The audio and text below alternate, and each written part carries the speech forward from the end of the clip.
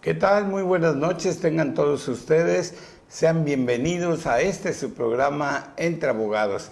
Hoy tenemos de invitado al licenciado José Manuel Jiménez Santos, que él es juez cuarto de primera instancia en materia familiar.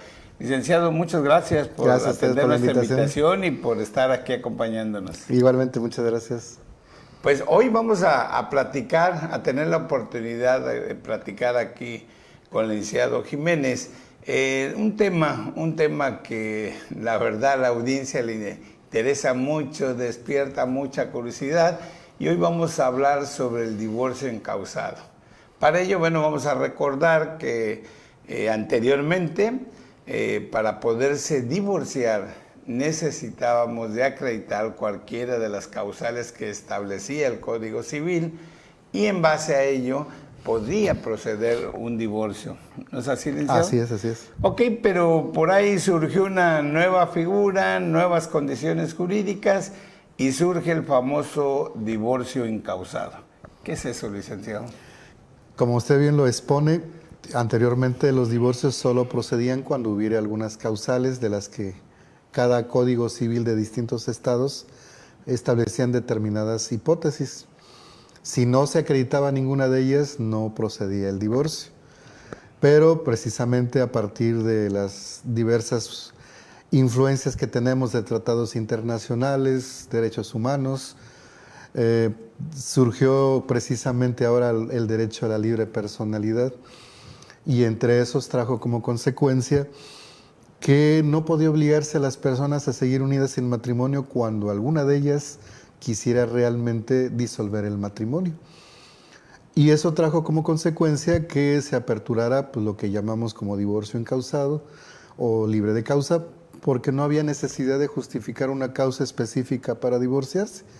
Bastaba con que yo quisiera presentarme al juez, solicitar que me quiero divorciar, y automáticamente la otra parte se le emplaza y el juez puede dictar una sentencia o resolución determinando disolver el divorcio sin justificar una causa. Creo que esta reforma del 10 de junio del 2011 pues se generó una serie de impactos, una serie de cambios en el mundo jurídico en nuestro país, y efectivamente pues se dio entrada fuertemente en la Constitución a los derechos humanos, y de ahí surge precisamente este cambio, Sí. en el que, bueno, dice, ¿por qué me vas a obligar a vivir o a tener que vivir con alguien, ¿no? Y surge el famoso derecho humano de libre desarrollo de la personalidad, que ha venido también a generar diversos cambios jurídicos en nuestra ley. Sí, incluso una de las problemáticas que tuvimos cuando empezó este auge es que la mayoría de los códigos, en el caso de Veracruz, no conteníamos la figura del divorcio encausado, y de hecho seguimos teniendo hasta el 2019, si no mal recuerdo, la figura de las causales. A partir de esta reforma que Veracruz quiso adecuarse, ya se contempló el divorcio encausado como tal, aunque nos trajo otra problemática, que es la forma en que se iba a tramitar el divorcio encausado bajo un procedimiento sumario, y que recordemos nosotros que también con la reforma constitucional, si no me recuerdo, del 2017, ya los estados no podían o no pueden establecer reformas en materia procesal, y el único que lo puede hacer es el Congreso de la Unión. Entonces nos encontramos atorados ahora en que no podemos abrir un procedimiento sumario como tal, que significa que es un procedimiento rápido, porque nuestro código sigue manejando un procedimiento ordinario. Entonces estamos en la espera de que ya entre en vigor el nuevo Código Nacional, que ya es el que podrá adecuar el procedimiento sumario. Pues sí, porque ahorita tenemos un gran conflicto ahí en base a lo que establece el código. Por un lado nos dicen que el divorcio encausado debe de tramitarse vía sumaria, Sí. pero no me explicas cuál es el procedimiento sumario, ¿no? Que es ahorita el conflicto que se está presentando. Pero se ha ido avanzando, ¿no? Se ha podido adelantar. Aquí surgiría un comentario. Bueno, antes precisamente de que el código reconociera el hecho de la inexistencia de las causales de divorcio, ¿cómo se litigaba? ¿Cómo se lograba eso? Antes de la adecuación, por decirlo así, del divorcio encausado, pues era un trámite. Bueno, para explicarles, normalmente el divorcio más común era el de separación de 2 años. Era, digamos, que la vía más clásica de casi toda la región de Veracruz. Fue la figura que agilizaba el divorcio, procedimiento. ¿no? Era el más rápido porque no se exigía más requisito más que comprobar que teníamos 2 años y con eso procedía el divorcio. Pero fuera de esa causal, era muy complicado un divorcio por adulterio, probar el adulterio, un divorcio por cuestiones de que el cónyuge o la cónyuge se dediquen a alguna actividad que fuera en perjuicio del patrimonio familiar. O sea, las distintas hipótesis eran más difíciles de probar y era muy raro algún otro tipo de causal fuera de la separación de 2 años. Y realmente yo creo que el trasfondo de la reforma, precisamente con la cuestión de la libre personalidad, era que se buscó que ante la cantidad de divorcios que se estaban presentando, creo que el problema se agrandaba más con las parejas que no se podían divorciar, que necesariamente tenían que seguir unidas, y la problemática que traía para las personas que pues yo ya no vivo con mi esposa, tenemos 5 años de separados, ya tengo una nueva familia, pero no puedo, por ejemplo, dar de alta a la persona con la que vivo si yo tengo seguro social porque está mi esposa y necesito divorciarme. Y yo creo que ese fue también el trasfondo de la adecuación al divorcio encausado, de solucionar esa problemática. Ok, bueno, surgió esta figura que también la teníamos que hacer valer a través de la jurisprudencia, de los criterios de la Corte, para que empezara a proceder. Afortunadamente, la legislatura del Estado la reconoce, la implementa en el Código, y bueno, pues esto ha hecho que fluya ese divorcio encausado, pero yo creo que ya hemos comentado del divorcio, pero yo creo que podría quedar la duda entre el auditorio. Ok, ¿y qué es? ¿Qué tengo que hacer? ¿Cuánto tiempo es? Como antes, que eran años de juicio, desgaste de juicio, o cómo puedo obtener mi divorcio. Bueno, miren, ahorita como explicaba, con la reforma que tuvimos en el 2021, para no errarle más a la fecha, se requiere como requisitos con el nuevo procedimiento que a veces lo procesal puede estar en el Código de Procedimientos o en el Código Civil. Con la reforma que tuvimos al Código Civil, que fue el que ya creó o adaptó la figura del divorcio encausado, como requisito solo solicita que se presente por la persona que requiere el divorcio, basta la manifestación de que quiere separarse, debe anexar un convenio, debe fijar en ese convenio las condiciones de cómo van a quedar los hijos, cómo se van el inventario de los bienes que se forman parte de la sociedad conyugal, en el caso de que así haya sido, si va a haber convivencia, los requisitos de la convivencia, los requisitos provisionales de la guardia y custodia, y establecer en el convenio esa condición. Como comentábamos hace un rato, seguimos teniendo la problemática porque, a pesar de que nuestro Código Civil refiere el trámite de un procedimiento sumario, nuestro Código Procesal de Veracruz todavía no contempla esa parte. Y parte de esa circunstancia, como explicaba, es porque nuestro Congreso local ya no puede legislar en materia procesal. Es el impedimento. Es el impedimento. Entonces, antes de que entrara esta reforma para Veracruz, ya desde hace 2015, 2016, que ya se empezaba a aplicar, lo que hacíamos era admitir el divorcio, emplazar en un juicio ordinario, es decir, 9 días para contestar la demanda, se venía la contestación, se dejaba vista y una vez desahogada la vista dictábamos una resolución que llamábamos interlocutoria. Y a través de esa resolución dictábamos el divorcio porque no se requiere mayor requisito y continuábamos el juicio para ver la cuestión de la patria potestad, la guardia y custodia de los hijos, los alimentos, la división de los bienes y cualquier otro elemento que derivara de la disolución del matrimonio. ese era el trámite que se manejaba y claro, estábamos hablando de que, dada la carga de los juzgados, las audiencias estaban programadas en promedio más o menos a mes y medio, 2 meses. Y aparte de esa cuestión, se presentaba otra problemática que también se complicó mucho para el estado de Veracruz, que era precisamente la cuestión de la resolución interlocutoria. Porque, como sabemos, en un juicio a veces las partes tienen los recursos contra las resoluciones. Y resultó que en las apelaciones, las salas, por ejemplo, por lo regular nos aprobaban las resoluciones de divorcio interlocutorio. Pero como las salas también tienen plena independencia, había salas que sí lo concedían y salas que no. Al momento de irse al amparo contra esas resoluciones de segunda instancia, se presentó la misma problemática. Un colegiado sí lo aceptaba y otro colegiado no. Entonces, se presentaba el problema de que en algunos amparos, ya como último recurso, confirmaban la resolución interlocutoria del divorcio, pero en otro colegiado llegaba hasta la última instancia también y negaban el divorcio interlocutorio, sino que debía ser hasta la sentencia final. No obstante eso, hubo contradicción de tesis en ese sentido y hasta donde yo recuerdo todavía no se habían resuelto. Sin embargo, ya entró la reforma y ahí varió un poco la cuestión del divorcio interlocutorio. Aunque también esto nos trae otra problemática más.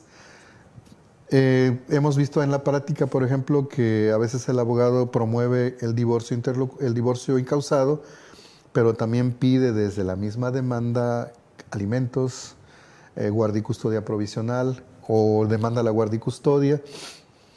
Entonces ahí nos da la problemática de determinar si va a ser un procedimiento sumario. Es decir, algunos jueces optábamos por el criterio de decir, bueno, como el Código Civil da las reglas y dice que se admitirá la demanda con el convenio, se correrá traslado una vez desahogada la vista y el Código Civil decía, se dictará sentencia de inmediato, dictábamos sentencia, guiándonos por la guía procesal que ya tenía el propio Código Sustantivo.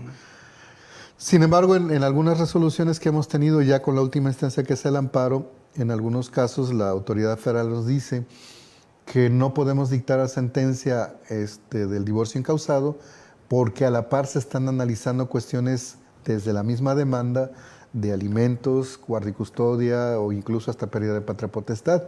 Entonces que debemos continuar con el juicio porque no los podemos dejar para incidente. Entonces ahí viene otra problemática mientras no tengamos una legislación aplicable, porque recordemos que el Código Nacional obligatoriamente entrará hasta el 2027. ¿27? Eso en tanto los congresos de cada estado determinen si lo adecuan antes o se esperan hasta el final. Ciudad de México, ¿no? Así que ya es, lo están aplicando. Que ya lo están aplicando. Claro, esto tiene mucho que ver también con una cuestión económica, porque recordemos que el nuevo código ya trae también juzgados orales, la oralidad, otros tipos de procedimientos, porque ya, por ejemplo, en el nuevo código, todo lo que es arrendamiento va a traer un procedimiento especial. Sí. Entonces, quieras o no, eso requiere una infraestructura mayor para los poderes judiciales. Y obviamente, pues requiere que se vaya organizando el Poder Judicial con el Congreso de la Unión y con el propio Ejecutivo de ver los presupuestos para ir adecuando todas esas cuestiones. Quizás le digo por eso algunos estados tal vez esperen hasta el final para que durante ese tiempo se esté estructurando todo eso, pero entonces mientras tanto tenemos nosotros la obligación de reacomodar legalmente cómo tramitar los divorcios incausados. Pero sí, en resumen, un divorcio anteriormente a esto podíamos tardar años, y no porque fuera un trámite lento, sino porque recordemos que en todo procedimiento hay recursos. Sí. Entonces, cualquiera de las partes está o cuenta con el derecho de recurrir las resoluciones del juez. Y recordemos que son 2 instancias. Se va a la apelación, que se va al Tribunal Superior de Justicia, y luego viene el amparo. El juicio de amparo. El juicio de amparo. Y actualmente, recordemos también que con las reformas que tuvo la ley de amparo, todavía la sentencia de un colegiado, si advierten que hay alguna violación inconstitucional, se va ahora a revisión a la Suprema Corte. Entonces viene otra instancia más, que son muy raros, pero bueno. Pero eso es lo que alarga. alarga el procedimiento, no se resuelve durante el tiempo pronto que quisieron resolver, si a eso le agregamos la carga laboral de un juzgado. Como decía, hay juzgados que tienen audiencia ya para mes y medio, 2 meses. O más. O más. Aun cuando el propio código dijera que se deba resolver la primera audiencia en 9 días, de ahí la segunda, si es que la hay, un promedio de 15 días, difícilmente podemos llegar a ese plazo. En la práctica ya es difícil. Así cumplirlo. es. Bueno, decía, por ejemplo, ¿qué pasa ahí si en este caso únicamente se demanda el divorcio incausado como prestación principal? No se toca a los demás, aunque se cumple con el convenio. De esta manera sí se puede resolver inmediatamente y se deja a salvo los demás puntos a resolverse de manera incidental. Sí, de hecho, el propio código, nuestro código actual, el Código Civil, así prevé el trámite. Es decir, usted presenta la demanda, se le emplaza al demandado, contesta, se les deja vista la contestación.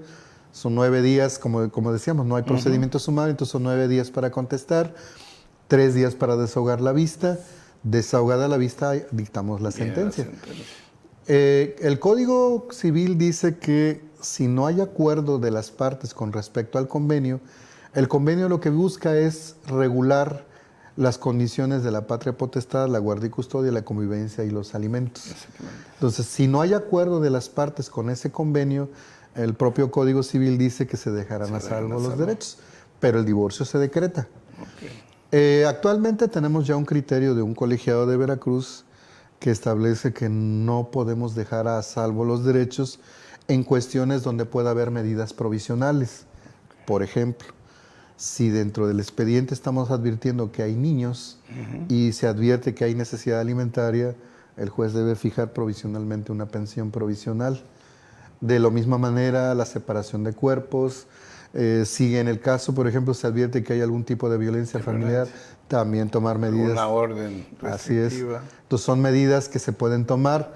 Por ejemplo, en los alimentos podemos fijar pensión provisional y ya será dentro del incidente donde, por ejemplo, lo más común, la mamá demande los alimentos definitivos que van a tener los hijos y ya se resuelve. Pero por lo pronto ya tiene garantizado los alimentos de los ya tiene menores, garantizado, ¿no? Igual lo que la separación de cuerpos y otras medidas que se puedan solicitar. Y efectivamente será en incidente donde se tramitará todo lo relativo a esas cuestiones accesorias, aunque también ahí nos presenta una problemática. Incluso ya hemos tenido algunas resoluciones de los tribunales de alzada, en el sentido de que los incidentes, en este tipo de incidentes de divorcio incausado, no son propiamente como los incidentes generales. Es decir, debe ser un incidente con un trámite especial. Sí. Por ejemplo, la práctica común legal que tenemos de los incidentes es que solo se reciben documentos.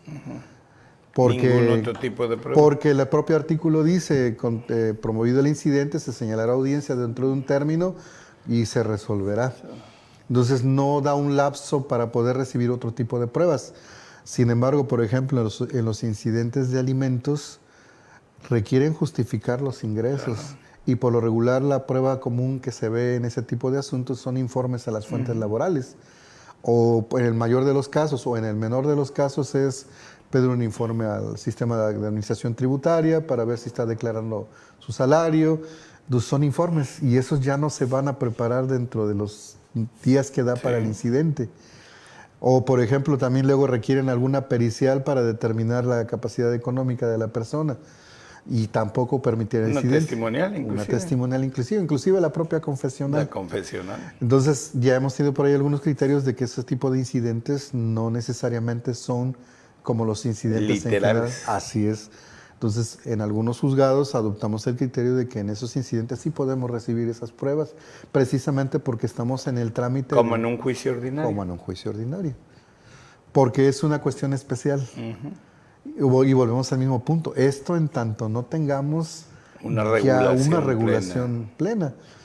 Y en la mayoría de los criterios que tenemos en materia federal de los amparos, pues es que debemos proteger al menor o al acreedor alimentario. Y es obvio que ahí pues nos obliga a investigar. E incluso aun cuando no lo hagan las partes, Eh, por lo regular, casi todos los juicios, hay que reconocer que en la mayoría de los distritos hay abogados muy capaces y se preocupan mucho por los asuntos que deban. Sin embargo, sí hay a veces uno que otro asunto que no tenemos muchas pruebas y eso obliga al tribunal a oficiosamente recabar pruebas. De hecho, para allá iba mi pregunta. Bueno, ¿qué pasa cuando no técnicamente está fallando algo? El juez se ha visto que, bueno, de oficio pide informes al sistema de administración tributaria o a los bancos inclusive, como parte de una iniciativa del propio tribunal, ¿no? Sí, regresamos precisamente a lo que son los derechos humanos, la obligación de proteger el interés del niño o del acreedor alimentario. Nuestro Código Civil sí dice que el tribunal estará obligado a velar por suplir la queja para los niños, niñas incapaces y el acreedor alimentario. Y como dice usted, eso obliga al juez o al tribunal a oficiosamente recabar pruebas para poder establecer la capacidad del deudor y la necesidad del acreedor que lo solicita. Con la finalidad, lógicamente, que no quede desprotegido el menor, ¿no? Ni el deudor. Sí, porque si usted recordará, anteriormente y hace algunos años se empezó a tomar la mecánica legal de considerar que, bueno, no tengo pruebas para ver la capacidad, fijamos un salario, que es lo que mínimo que se contempla que una persona puede adquirir. Sin embargo, ya con los diversos criterios de nuestro Tribunal Federal se llegó a la conclusión de que pues eso es insuficiente. Necesariamente hay que investigar. Si de esa investigación no obtenemos datos, entonces sí, tomaríamos el parámetro de un salario mínimo para considerar la posible pensión que se fije. Porque sí, y la verdad hay que reconocer que hay casos en donde se ignora totalmente la capacidad del deudor, es decir, no tiene registro en el Seguro Social, ni en el ISSSTE, ni en el SAT. Que de esos hay muchos casos. Cuando se trata de comercios informales, entonces no hay medio de prueba. Y como decíamos también, otra prueba que se recaba oficiosamente para analizar el estatus social es una pericial socioeconómica que normalmente las practica el DIF. Y eso vamos en pruebas oficiosas. Como no ofrecen las partes, el tribunal se auxilia de los DIF municipales para recabar ese estudio socioeconómico. Pero a veces también la trabajadora social de ese DIF pues también no cuenta con muchos elementos para poder investigar. Normalmente hacen una visita al domicilio, verifican en qué condiciones vive y sobre eso ellos tratan de dar un parámetro, dicen, bueno, si es una casa de 5 recámaras en un fraccionamiento de nivel medio, pues presumo que su ingreso es de medio para arriba. Pero, por ejemplo, si al final de cuentas son presunciones. Son presunciones, así es. Que tendrían que ir reforzadas.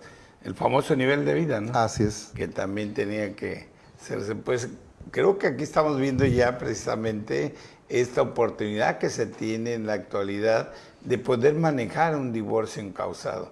Esto nos permite a aquellas personas que tengan deseo de divorciarse, obtener ese divorcio y sobre todo porque, como ya lo decía el señor juez, el hecho de que basta con que uno de ellos, uno de los cónyuges desee divorciarse, bueno, pues es más que suficiente para poder decretar este divorcio, ¿no? Así es.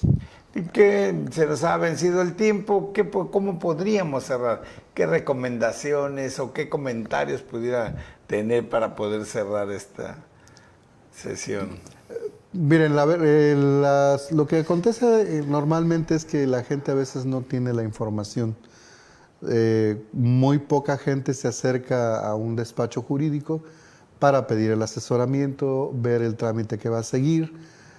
Creo que a veces tiene mucho que ver que la gente se quedó con la idea de que el divorcio es un trámite muy largo, muy pesado y muy costoso. Y por eso la gente prefiere no preguntar, y eso se da en la práctica de que mucha gente no está divorciada. Ya conforme los medios de comunicación difunden los trámites judiciales que se hacen, cómo se hacen, es que la gente tiene un poco más de conocimiento y dice, pues yo sé que ya puedo tramitarlo así y que no voy a gastar tanto y eso me auxilia para que yo pueda resolver un problema que tenemos. Inclusive llegan al extremo de decir, bueno, es que si me divorcio ya no nos va a dar dinero. O sea, ¿de qué van a comer mis hijos? O sea, ¿qué voy a hacer yo al estar divorciada, pues, ¿quién va a mantener a mis hijos? Sí, ese es el temor también Sí, que se que es presta, otro sobre de los todo en temores. en las madres. Sí, sí, definitivamente. Pues bueno, pues ya oyeron ustedes. Pues queremos agradecerle que haya estado Vale, aquí Sergio. con nosotros y bueno, públicamente vamos a hacerle una nueva invitación. Ojalá pudiéramos hablar más de este tema. Yo creo que el tema familiar nos da para mucho, ¿no? El famoso ese pues nivel económico de las partes, ¿no? Que ayudan mucho a poder resolver una situación de alimentos, el famoso nivel de vida de cada persona. Y bueno, muchos detallitos más, pero sobre todo más que técnicos, que la ciudadanía se puede enterar de las posibilidades que hay. Hay una figura de una pensión compensatoria que también tiene mucha situación que comentar y que a ustedes les va a interesar mucho. Pues licenciado, muchas gracias por Gracias a la estar aquí. invitación. Queda abierta la invitación a cuando pueda usted, de acuerdo a su tiempo, a su agenda, pues acompañarnos y hablemos más del tema en materia familiar. Claro que sí, con gusto para que la gente tenga conocimiento de lo que se hace en un tribunal. Perfecto, pues muchas gracias.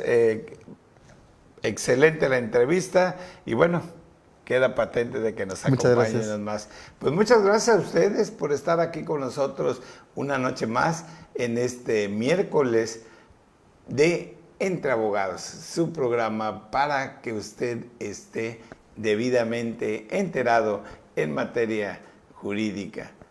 Buenas noches. Gracias, licenciado. Muy amable. Gracias.